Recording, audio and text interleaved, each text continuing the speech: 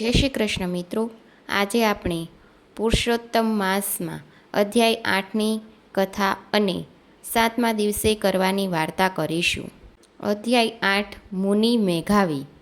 સૂત પુરાણી બોલ્યા, હે મુનિ શ્રેષ્ઠો, ભગવાન વિષ્ણુ અને ભગવાન શ્રી કૃષ્ણનો સંવાદ સાંભળીને અતિ હર્ષિત થયેલા નારદે ભગવાન નારાયણને પૂછ્યું, ભગવાન વિષ્ણુ પુરુષોત્તમ માસને વૈકુંઠમાં લઈને આવ્યા, તે પછી શું બન્યું તે કહો. ઉપરાંત અર્જુન કૃષ્ણની કથા પણ જણાવો, કેમ કે અર્જુન કૃષ્ણની કથા લોકોને હિતકારક છે.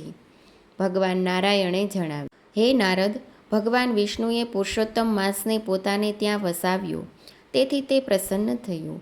સાથે સાથે ભગવાન વિષ્ણુને પણ સંતોષ થયો. હે નારદ, હવે શ્રી કૃષ્ણ અને પાંડવો વચ્ચે કામ્યક વનમાં શું બન્યું છે તે તને કહું છું. ભગવાન શ્રી કૃષ્ણ યુધિષ્ઠિરને ઉદ્દેશીને બોલ્યા, હે ધર્મરાજા, તમે 5 ભાઈઓ અને દ્રૌપદી રાજપાટ ત્યજીને જંગલમાં ભટકો છો ને પારાવાર દુઃખ વેઠી રહ્યા છો. આ દુઃખમાંથી મુક્ત થવા માટે તમારે પુરુષોત્તમ માસનું વ્રત કરવું જોઈએ. તમે તમારા શત્રુઓના ભયથી આ વ્રત ભૂલી ગયા હશો. તેમાં તમારો દોષ નથી. પોતાના ભાગ્યને આધારે માનવીને વેઠવું પડે છે. તમારા દુઃખનું બીજું પણ એક કારણ છે. દ્રૌપદી પૂર્વજન્મમાં મેઘાવી ઋષિની પુત્રી હતી. તેને ઘણા લાડકોડમાં ઉછેરવામાં આવી હતી. રૂપગુણમાં તે અજોડ હતી. બધી કલાઓમાં તે પારંગત હતી. એક સમયે પડોશમાં રહેતી પોતાની સખીને પોતાના બાળકને રમાડતી જોઈ એને પણ સંતાન સુખની ઈચ્છા જાગી. વિવાહ યોગ્ય થઈ ચૂકી હતી, છતાં તેનો વિવાહ થયો ન હતો. તેને થયું કે જો માતા જીવતી હોત તો પોતાને ક્યારની પરણાવી દીધી હોત. પિતા આ બાબત પ્રત્યે કેમ ઉદાસીન છે તે મને સમજાતું નથી. એક બાજુ ઋષિકન્યા મેઘાવતી આવી ચિંતા કરી રહી હતી, ત્યારે બીજી બાજુ મેઘાવી ઋષિપુત્રીના વિવાહ કરવાની ચિંતામાં જ હતા. યોગ્ય મુહૂર્તો નજરે ન પડતા તેઓ વરની શોધમાં બહાર નીકળી પડ્યા. અનેક સ્થળે ઘૂમવાથી મેઘાવી ઋષિ માંદા પડી ગયા. મહા મુસીબતે તે પોતાને આશ્રમે પાછા ફર્યા. તેમનાથી ઉઠી બેસી શકાતું નહોતું. તે બેભાન અવસ્થામાં પડી રહેતા હતા. દશા જોઈ મેઘાવતી મૂંઝાઈ ગઈ.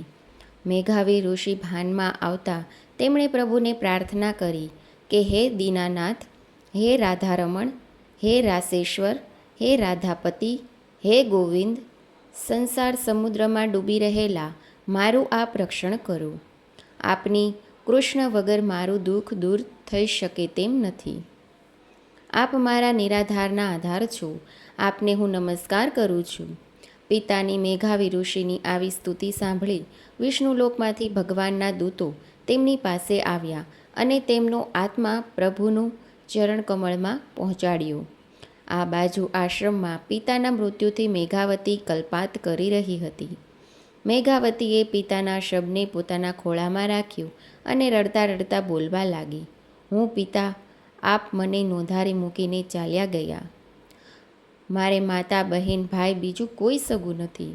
મને કોને આશ્રયે છોડીને ચાલ્યા? હું શી રીતે રહી અને જીવી શકીશ? ગયા તો ગયા, મારી સાર સંભાળ કોણ લેશે? આ જગતમાં હું એકલી કેવી? મેઘાવતીનું આવું આક્રંદ સાંભળી આજુબાજુના રહેલા ઋષિમુનિઓ દોડી આવ્યા. તેમણે મેઘાવતીને આશ્વાસન આપ્યું અને મૃત્યુ પામેલા મેઘાવીના દેહને અગ્નિદાહ કર્યો. આ પછી મેઘાવતીએ પિતાની પાછળ યોગ્ય શ્રાદ્ધ, તર્પણ, દાન વગેરે કર્યું. તે આશ્રમમાં એકલી રહી. જેમ ગાય વિનાનું વાછરડું તરફડે તેમ આશ્રય વિહોણીએ તે તરફડવા લાગી. સમય વીતતા તેનું દુઃખ ધીમે ધીમે વિસારે પડવા લાગ્યું.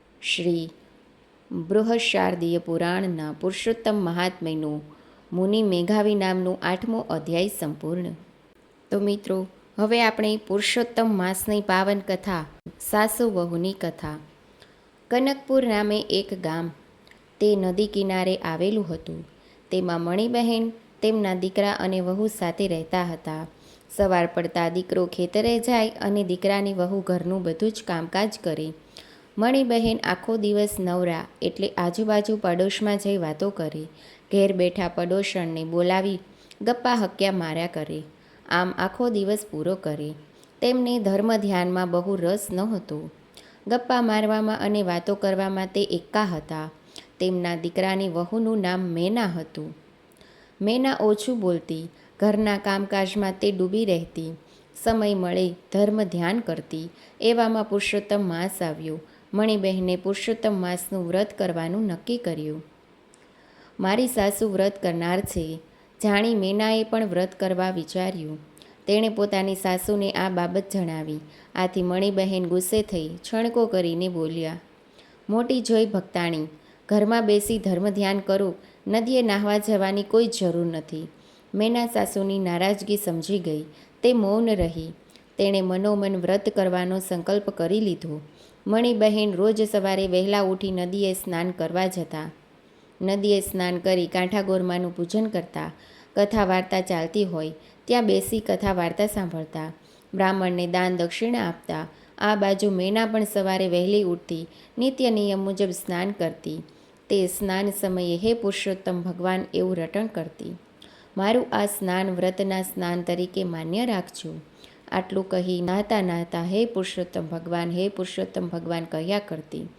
તેણે દેવસ્થાનમાં પુરુષોત્તમ ભગવાનની નાનીશી મૂર્તિની સ્થાપના કરી.